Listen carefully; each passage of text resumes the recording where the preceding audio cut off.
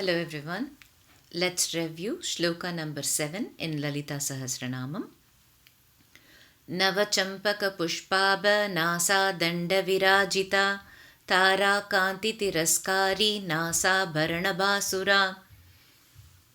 Before we review the shloka number 7, just a quick recap. From shloka number 4 onwards, we are seeing the description of Lalita from head to toe.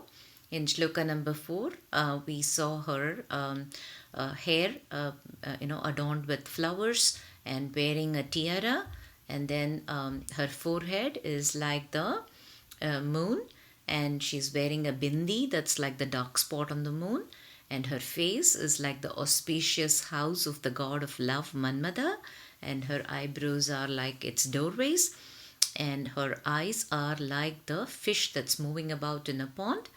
And that's what we covered so far.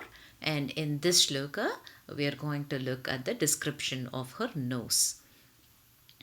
Nava Champaka Pushpaba. Champaka is a yellow fragrant flower. It is a Shenbagappu in Tamil, or Sampangi in Telugu, and Nagchampa in Hindi. Nava Champaka, that means newly blossoming Champaka flower. Nasa Danda Virajita. Nasa Danda means her nose, the stick of her nose. Virajita means it's splendid or glorious. So her nose is beautiful, like the newly blossoming Champaka flower.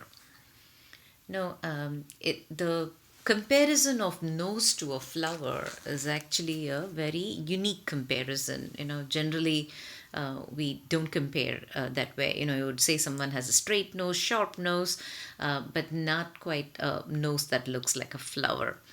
So, what does that really mean? Apart from the deeper meaning, if you look at a newly blossoming flower, champaka, if you look at it, it's almost it's like it's not a bud, but it's just bloomed. When you see that, it is so perfectly shaped where and if you invert it, it will look straight, and then just the curve at the topmost spot. So that makes for a beautiful nose. So that is one from a physical appearance perspective. But more importantly, why would a flower be compared to the nose? If you look at the flower, we said champaka is a fragrant flower. So when we say, I smell a amazing scent, in that word, when I say I smell a perfume, I smell a fragrance, implied in that is we smelt it with our nose, which means the smell and the nose are inseparable. Similarly, we were able to smell it because there was a process of smelling.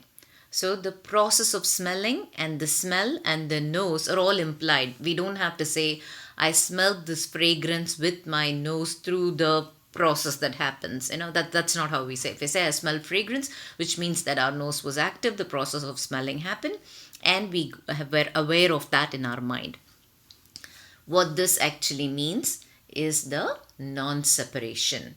Right, so the non-separation is what this comparison of nose to the fragrant flower implies, which is the whole idea behind the Advaita Vedanta. Right, us and the divine are not different.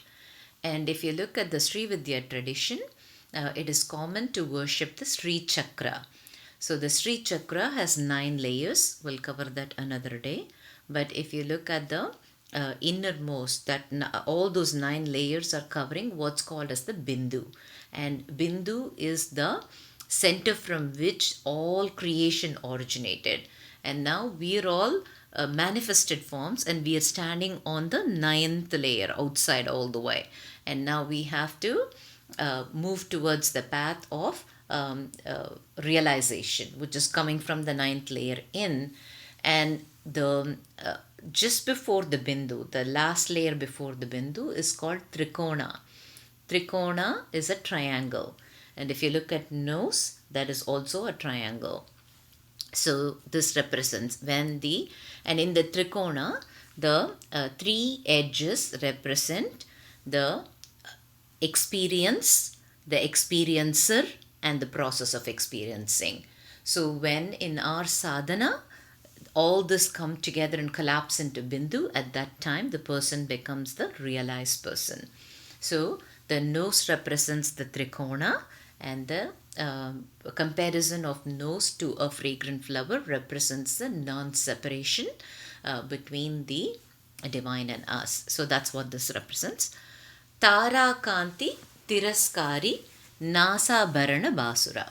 Now that we spoke about the nose, now we are going to talk about the ornament for the nose, which is the nose stud. So Nasa Bharana, Nasa Abharana.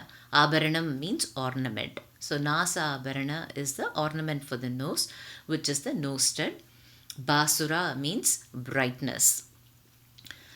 Tara Kanti Tiraskari. Tara means stars. Kanti means their luster or shine or magnificence, brilliance. Tiraskari means excelling. So the nose stud, Lalita's nose stud's brightness is exceeding the brightness of the stars. In fact, it is said that the stars got their brightness only from her nose stud. And in Lalita Panchakam, Adi Shankaracharya says, Pritula Mauktika Shobhinasam. Pritula Mauktika means a large pearl.